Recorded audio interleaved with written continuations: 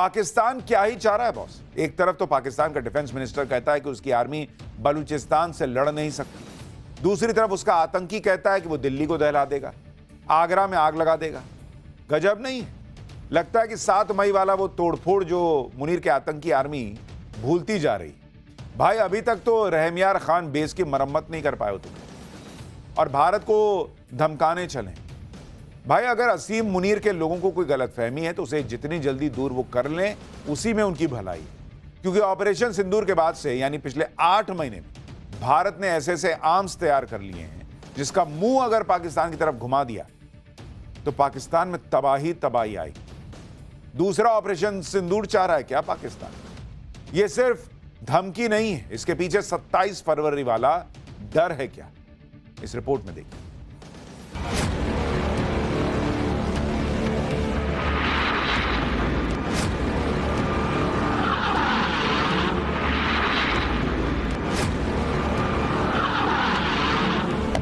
मैं शांति का अटल प्रहरी खड़ा। यदि दुष्ट नेत्र इस निश्चलता को भंग करने का साहस करें तो मैं उद्भिद शांति का उग्र प्रवर्तक बन उठूं। अचूक, अभेद्य, सटीक जुटता है, जिसका जब भी जिक्र आता है दुश्मन थर्राता है, उसे इंडियन एयरफोर्स कहा जाता है।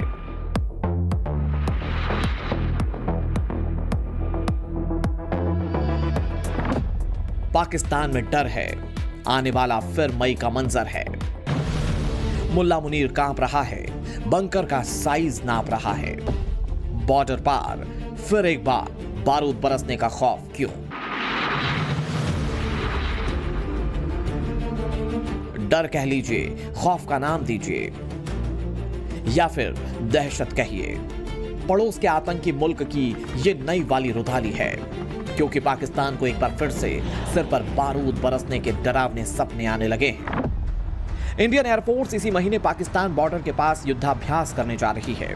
इस युद्धाभ्यास का नाम वायु शक्ति रखा गया है, जो पाकिस्तान बॉर्डर के पास जैसलमेर में 27 फरवरी को होगा।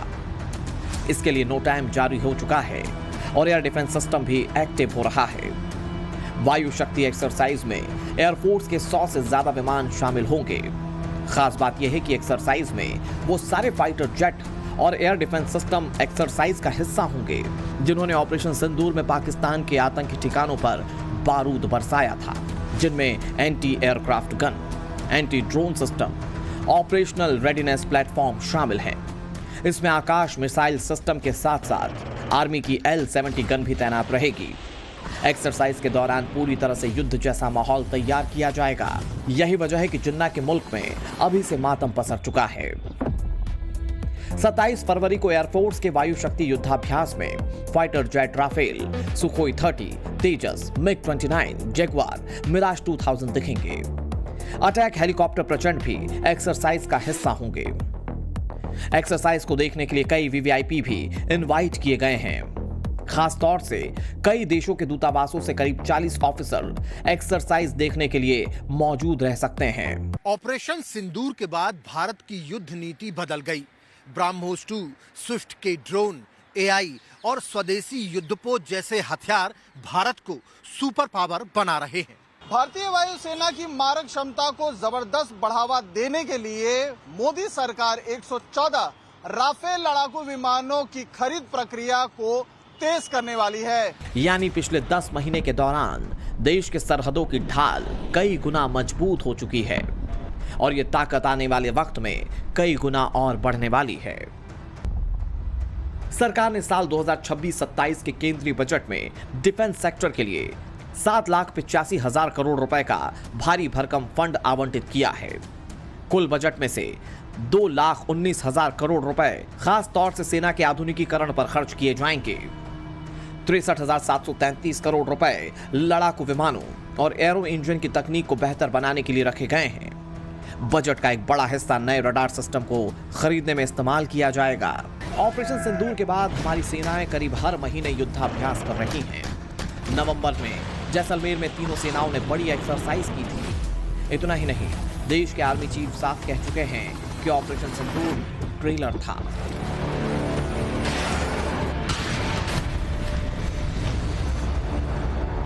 आगे आने वाले हालात कैसे होंगे, ये इसके बारे में हम पूरी तैयारी करके बैठे हुए हैं।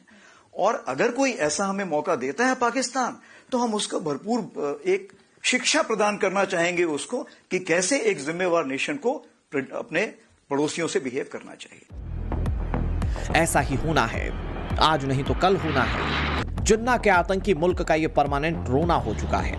यही वजह है कि जिस वक्त हमारी सेनाएं पाकिस्तान की सरहद पर बारूदी एक्सरसाइज की तैयारी कर रही हैं, पाकिस्तान का आर्मी चीफ छिपने के लिए बंकर तलाश रहा है, क्योंकि मुनीर को भी पता है कि ताली पीटने वाली पाकिस्तानी आवाम के सामने जितनी भी बड़ी बड़ी बातें कर ले, जिस दिन हिंदुस्तान की तरफ नजर उठाए तो वो पड़ोस के आतंकी मुल्क के वजूद का जूनियर मदनी, सीनियर मदनी, ओवैसी, हुमायूं कबीर, इमरान मसूद, इमरान प्रतापगढ़ी, इनमें से देश का मुसलमान किसे अपना लीडर मान रहा है? आज इस मुद्दे पर ग्राउंड से रिपोर्ट लाया हूं, लेकिन शुरुआत इस रिपोर्ट से।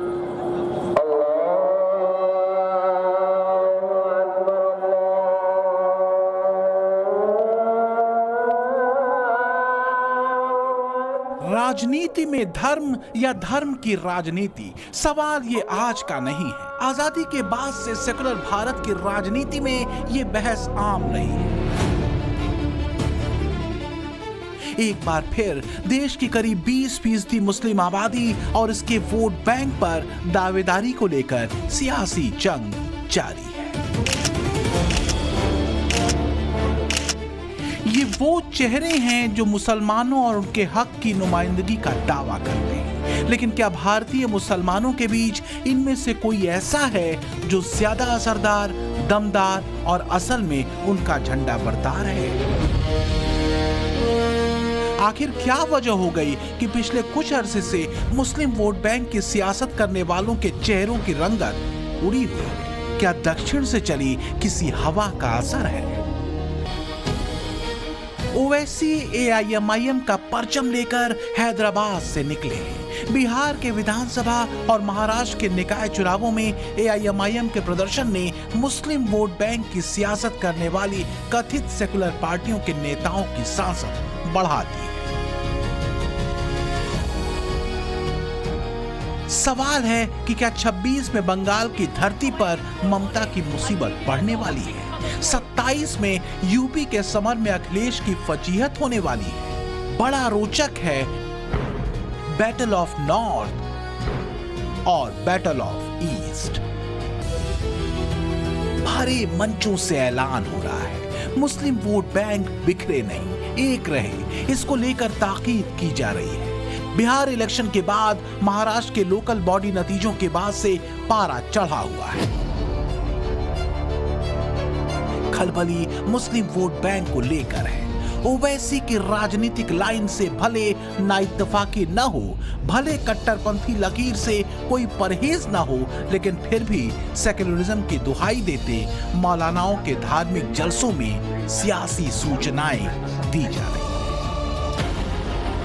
तो मौलानाओं से लेकर कथित सेकुलर दलों के नेताओं के निशाने पर ओवैसी है। ओवैसी को हदों में रहने की ताकीद दी जा रही है। संदेशे भिजवाए जा रहे हैं ताकि नॉर्थ और ईस्ट के बैटल में कथित सेकुलर दलों के हाथों से सत्ता फिसल न जाए कहीं। नॉर्थ का बैटल यानी उत्तर प्रदेश और ईस्ट का बैटल मतलब खास तौर से बंगाल। बंगाल में इसी साल चुनाव होने हैं। ममता की सत्ता का एक बड़ा आधार मुस्लिम वोट बैंक रहा है। तो वहीं 2027 में यूपी में चुनाव होने हैं और मोटे तौर पर यहां अखिलेश की पार्टी को मुस्लिम वोट एक मुश्त पड़ता रहा है। ओवैसी इन दोनों ही राज्यों में बड़े लक्ष्यों के साथ मैदान में उतरने का ऐलान कर चुके हैं।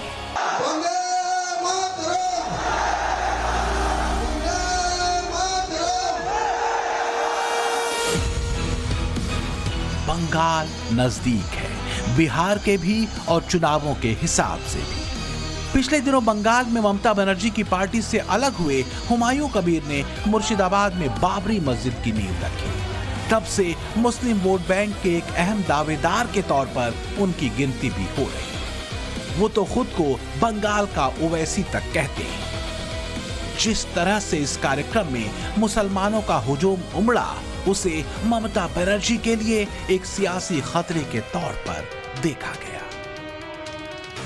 की राजनीति में अब AIMIM के अध्यक्ष असदुद्दीन ओवैसी की एंट्री हो चुकी है। अब पश्चिम बंगाल की विधानसभा चुनाव में महज कुछ ही महीनों का समय रह गया है और अब तक जो ममता बनर्जी की जो सबसे बड़ी स्ट्रेंथ थी, जो सबसे बड़ी वोट बैंक थी, वो थी मुस्लिम वोट बैंक। और अब इसी मुस्लिम वोट बैंक में सेंधमारी करने की कोशिश कर रहे हैं असदुद्दीन ओवैसी और इसमें मदद ली जा रही है हुमायूं कबीर से। ऐसे में असदुद्दीन ओवैसी की पार्टी MIM और हुमायूं कबीर की पार्टी जनता उन्नयन पार्टी जब एक साथ आएगी तो क्या अब ममता बनर्जी को बड़ा झटका मिलेगा और क्या ममता बनर्जी को एक बड़ा नुकसान हो सकता है? हुमायूं कबीर की जन उन्नयन पार्टी और AIMIM का साथ आना क्या ममता बनर्जी से मुसलमानों को दूर कर सकता है? ये सवाल बड़ा है। अगर ऐसा हुआ तो ममता के लिए गठजोड़ अलार्मिंग माना जा रहा है। इसे समझिए जरा।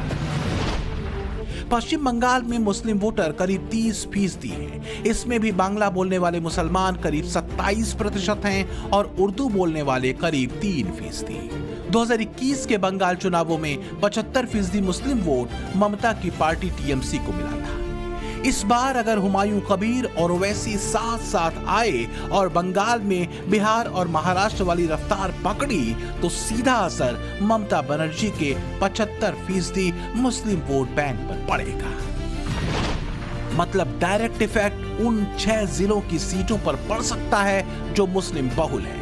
इसमें मुर्शिदाबाद में 66% मुस्लिम आबादी है, जंगीपुर में 62%, मालदा में 51%, उत्तर दिनाजपुर में 50%, बीरभूम में 37% और दक्षिण परगना में 35.5%। इसमें भी कम से कम 40 से 50 सीटों पर मुसलमान वोटर असरदार भूमिका में है। 2021 में जब ओवैसी ने बंगाल की सियासी जमीन पर कदम रखा था, तब से ममता ओवैसी को बीजेपी की बी टीम बताती रही है ताकि मुस्लिम वोट बिखरे नहीं। মাইনরিটিসদের ভোট ভাগ করবার জন্য আবার হায়দ্রাবাদের একটা পার্টিকে ধরে এনেছে। সেই পার্টিটা আবার এখানে কয়েক টাকা জোগাড় করে বিজেপি টাকা দেয় আর বিজেপির টাকায় ওরা এটা করে যায়। बिहार इलेक्शन में AIMIM के एक बार फिर 5 सीटों पर जीत का परचम लहराने के बाद एक बात तो साफ हो चुकी है कि मुसलमान अब ओवैसी को बीजेपी की बी टीम मानने को तैयार नहीं। तो क्या इस बार बंगाल चुनावों में ओवैसी मुसलमानों के विजयी सालार निकालने में कामयाब होंगे? बंगाल में मुसलमान क्या कहते हैं, इसे सुनिए। बंगाल का मुसलमान असदुद्दीन ओवैसी साहब को सबसे ज़्यादा पसंद करते हैं क्योंकि वो सबके लिए बातें करते हैं। पार्लियामेंट में भी बातें करते हैं असद साहब, मुसलमानों के लिए, सबके लिए। असदुद्दीन ओवैसी जहाँ पे बीजेपी सरकार है उधर जाके बीजेपी की फायदा उठाते हैं। बिहार इलेक्शन में आपने देखा है, ये एक्चुअली मुस्लिम लोगों के लिए बहुत खतरनाक है असदुद्दीन ओवैसी। ये देशवासी देख रहे हैं कि ओवैसी मुसलमान की हक पर लड़ रही है, दलित की हक पर लड़ रही है। पार्लियामेंट का ये 1 MP मुसलमान की हक पर लड़ रही है। ये सारा भारतवासी देख रही है। तो क्या ओवैसी की लीडरशिप को लेकर बंगाल का मुस्लिम वोटर 50-50 में बटा है? तो क्या ममता बनर्जी की मुस्लिम वोट बैंक के बंटने वाली चिंता ने ही बंगाल के बजट पर अपना असर डाला है? बीजेपी तो यही आरोप लगा रही है कि ममता दीदी ने अल्पसंख्यक कार्य मंत्रालय और मदरसों के लिए तो खजाना खोल दिया और 5,713 करोड़ रुपए उसे दिए, जबकि उद्योगों के लिए महज 1,400 करोड़, IT के लिए 217 करोड़ और विज्ञान शोध के लिए सिर्फ 82 करोड़ आवंटित किए। बीजेपी ममता पर तुष्टीकरण के आरोप लगा रही है। ममता बनर्जी जी के नेतृत्व में पश्चिम बंगाल तुष्टीकरण की गहरी खाई में नीचे गिरता चला जा रहा है, जिसकी की झलक आज पश्चिम बंगाल सरकार द्वारा प्रस्तुत किए गए बजट में झलक ही नहीं, बहुत विद्रूप झलक दिखाई पड़ती है। माइनॉरिटी अफेयर्स और मदरसे के लिए 5,713 करोड़ रुपए, 5,713 crore rupees have been allocated for minority and madrasa. Industry और कॉमर्स के लिए 1400 करोड़। इसी साल असम में भी चुनाव होने हैं। मुस्लिम गोलबंदी में जुटे ओवैसी तेलंगाना के लोकल बॉडी इलेक्शन के मंचों से भी असम के मुख्यमंत्री हिमंता बिस्वा शर्मा पर निशाने लगा रहे हैं। 2 रुपया भी तो रुपया है, वो भी दे दीजिए ना, असम का डेवलपमेंट के लिए काम आएगा। लेकिन कहाँ दिया है? मेरे पास आएगा वो पैसा? क्या बोला है कि हिमंता बिस्वा शर्मा को 2 रुपया दूंगा, तो मैं तो लेने के लिए मैं तैयार हूँ, लेकिन जाने में तो खर्चा ज्यादा लग जाएगा मेरा, तो इसीलिए मेरा पास आके वो दे के जाए, मैं ले लूंगा। लेकिन बात सिर्फ मुस्लिम वोट बैंक की नहीं है। कथित सेकुलर दलों के लिए टेंशन और भी बड़ी है, क्योंकि असदुद्दीन ओवैसी ने मीम और भीम के जिस 2 सूत्रीय एजेंडे पर अपनी राजनीति को कसना शुरू किया है,